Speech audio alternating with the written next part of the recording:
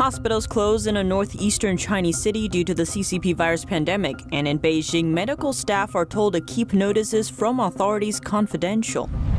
Two Chinese geniuses, father and son, both lost their lives. One at the hands of the CCP's brutality 3 decades ago, the other by the virus this week.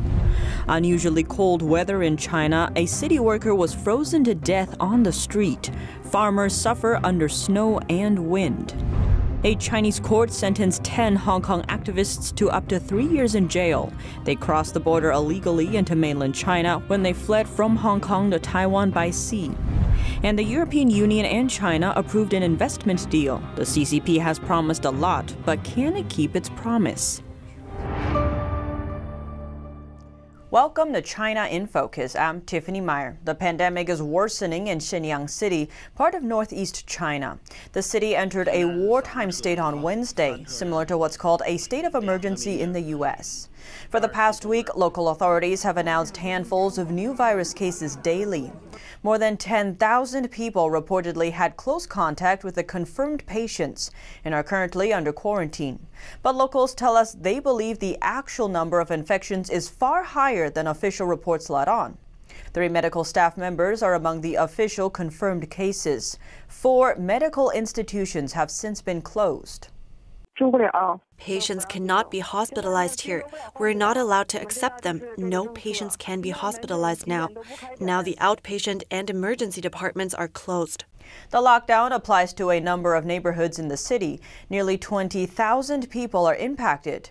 One tire repair shop owner spoke to our sister media, the Epoch Times, on Tuesday, saying he and other merchants located close to the shuttered neighborhoods have also been tested for the virus. He described being tested twice within a week. He says no one knows when the restrictions will be lifted. A citizen from Shenyang who asked not to be named told us that now, once one person is infected, their whole family is sure to catch it, adding that many households are already sickened. He pointed out what the problem is in his view, saying none of the figures reported by the authorities are true. One Beijing citizen familiar with the issue told us the Health Commission of the city's Chaoyang district recently issued an emergency notice. It requires medical institutions to strengthen their confidentiality measures. Facilities were asked not to forward official notices to their families and friends via email or social media. Beijing now claims another source of the virus has been found: imported German car parts. Chinese state-run media outlets reported on Monday that the virus has been detected on imported parts inside a Mercedes car factory in Beijing. But some Chinese netizens are questioning how the virus survived the months-long trip overseas. Some of them wrote sarcastically that the virus must have followed strict orders from the Chinese Communist Party. Now we turn to Taiwan. The first case of a new strain of the CCP virus was found on the island over the weekend. It's the same variant now found in the UK. Taiwan's health minister announced on Wednesday a teenager returned from the UK on Sunday. He's since been diagnosed with the new variant of the virus. Minister Chen Shizhong said the teen had a fever when he arrived on the island and was immediately sent to the hospital. His condition is stable. The UK strain of the virus is believed to be more infectious than previous ones, but not deadlier. Another 2 passengers from the same flight were also diagnosed with the CCP virus, but they were not infected with the new variant. To help prevent further spread, Taiwan will restrict the entry of foreign travelers from January 1, 2021. The president of Taiwan's parliament called transparency the key to the success for epidemic prevention in Taiwan, adding that the country will show its democratic system is superior to the Chinese Communist regime. That's because Beijing rules by brutality and coercion, while Taiwan embraces freedom and transparency. The island is located only about 100 miles from mainland China. Millions of people travel between the island and China every year. But despite the proximity, Taiwan only reported 7 virus deaths and about 800 infections. Nearly 1 year ago, on the last day of 2019, Taiwan started to monitor passengers coming from Wuhan. It was part of prevention measures taken against virus spread. The same day, Taiwan also warned the World Health Organization of a highly contagious virus emerging in Wuhan. But at the time, Beijing authorities were busy silencing 8 doctors turned whistleblowers from Wuhan. That's after they tried to warn their medical colleagues about the virus. China did not admit human-to-human transmission until 3 weeks later. 2 generations of Chinese geniuses, a father and a son, died at the hands of the Chinese Communist Party, or CCP.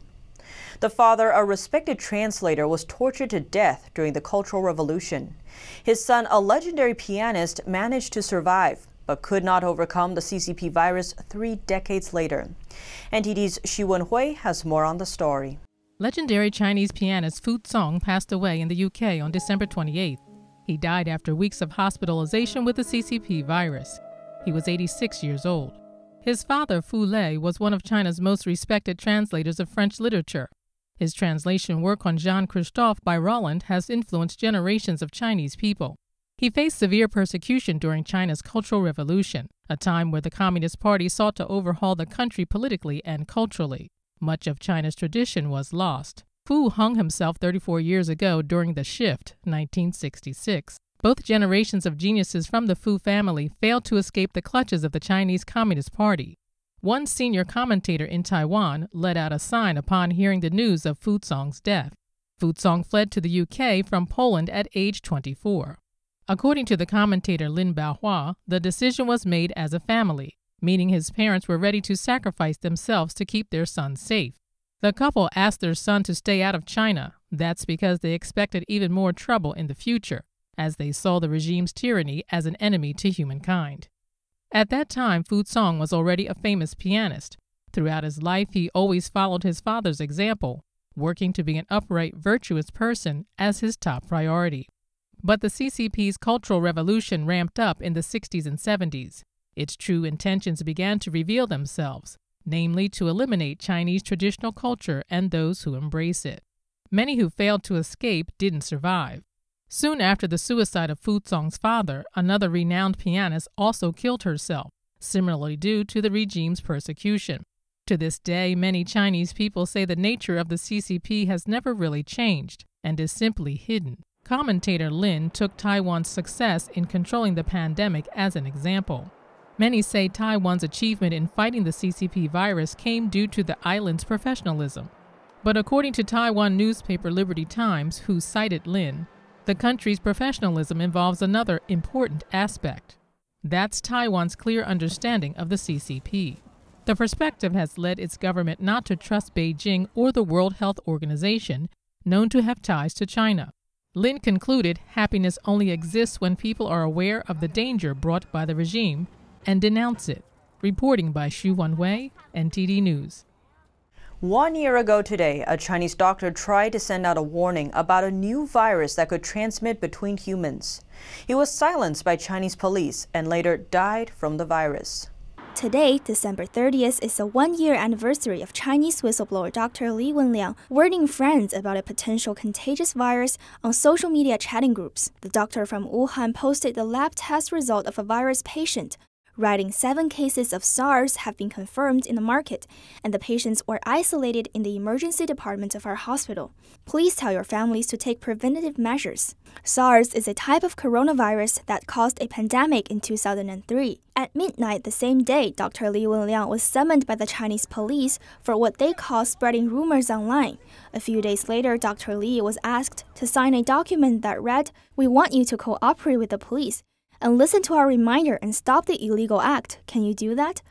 Li wrote, "I can." Chinese state media asked people to not believe in these conspiracy theories or spread any rumors. 关于当前武汉市肺炎疫情的情况，8名散布谣言者被依法查处。 On January the 3rd, Beijing issued an internal document to local authorities, ordered all institutions to destroy virus samples and forbade them from publishing any relevant research papers or lab results without official permission. From January the 6th to the 17th, Wuhan authorities did not report a single case of virus infection. Chinese authorities did not admit there were human-to-human transmission until January 20th. Li has since become a glaring symbol of the Chinese regime's systemic cover-up. The 34-year-old whistleblower doctor later died from the virus on February the 7th. Penny Zhou, NTD News. Now we look to reports of unusually cold weather in China. The country's meteorological observatory predicts the temperature in most parts of central and eastern China will drop significantly. From Monday to Thursday, temperatures are expected to plunge by about 18 degrees Fahrenheit, while some areas will see drops of around 29 degrees. The lowest temperature prediction set to strike North China could reach as low as negative 40 degrees. While in Beijing, the lowest temperature expected is around 8 degrees. Many of the country's eastern coastal regions have already seen snowfall this year, sometimes joined by strong winds. Schools are closed in some of these regions. Chinese media reported that a 56-year-old city worker in the eastern province of Shandong was frozen to death while sweeping in the streets in the early morning. But by the time an ambulance arrived, he showed no signs of life. Elsewhere, an online video shows a chicken farmer who is an elderly woman kneeling down to pray in Jiangsu province along the southern coast. That's because thousands of the young chickens she was raising had been frozen to death. The clip shows the roof covering of the chicken coop had been broken and blown open. A Chinese court sentenced 10 Hong Kong activists to up to 3 years in jail for illegally crossing the border. The case has drawn international attention and concern over the defendants' treatment. The group all had faced charges in Hong Kong from last year's protests and were travelling away from the city when they were intercepted on August 23rd, allegedly en route to self-ruled Taiwan. They have been held virtually incommunicado in a mainland Chinese prison since then. A court in the Chinese city of Shenzhen, just over the land border with Hong Kong, found 8 of the defendants guilty of illegally crossing the border and sentenced them to 7 months in jail and a fine of over $1,500. 2 more were also found guilty of organising the crossing and faced 2 and 3 years in jail. The court said all 10 had pled guilty to their crimes. After the verdicts were announced, Hong Kong police said that 2 minors in the groups, now aged 17 and 18, had been handed over and would appear in court in Hong Kong after completing quarantine for coronavirus. The mainland prosecutor said they would not be charged after the 2 minors had willingly admitted to their guilt. However, Hong Kong police said they may face additional charges when they return home. Rights group Amnesty International expressed concern over the safety of the defendants in the mainland prison system. Family-appointed lawyers were denied access to their clients, and their government-appointed lawyers were not available for comment. A former lawmaker from Hong Kong's Democratic Party was arrested on Monday. He was taken in by the city's anti-corruption agency and charged with disclosing the identity of a police commander. The police officer was involved in a violent attack at a local train station last year during Hong Kong's anti-Chinese Communist Party protests. The former lawmaker named Lam Chou-ting denies committing a crime, saying he was only investigating police misconduct, including suspected collusion between the police and criminal gangs.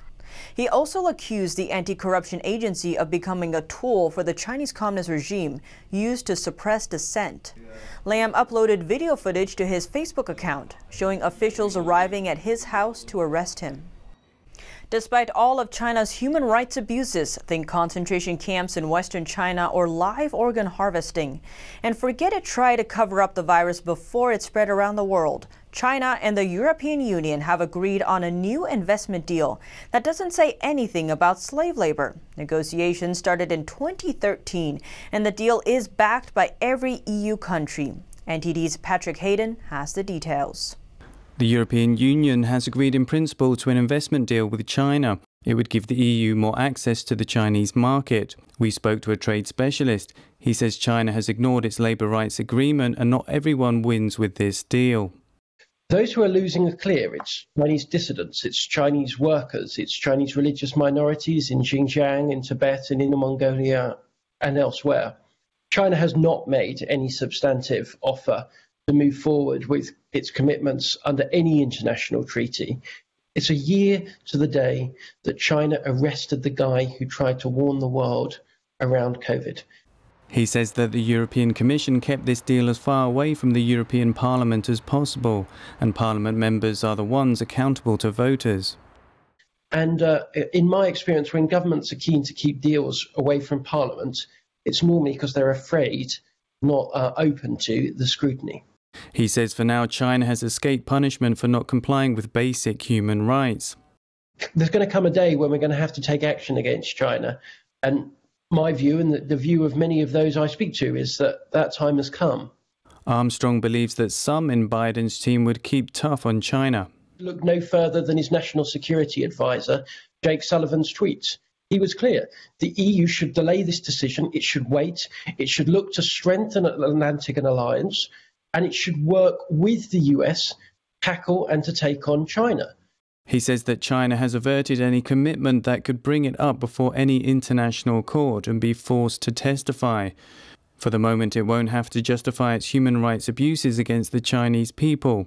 Reporting from London, Patrick Hayden, NTD News. The U.S. takes steps to monitor China's water exploitation of a major river in order to protect countries further downstream. But almost at the same time, Beijing launches a new huge dam project that places India next in line to see its impact. NTD's Xu Wenhui has the story.